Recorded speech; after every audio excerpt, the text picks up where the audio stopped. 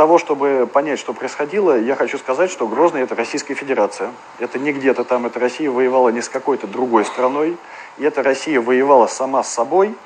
И вот в такое состояние она превратила свой город. Это примерно, как бы, я не знаю, если бы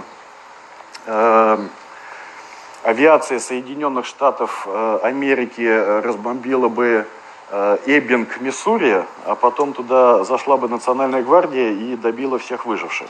Это была совершенно жуткая колониальная война, война, которая велась на своей территории колониальными методами позапрошлого века.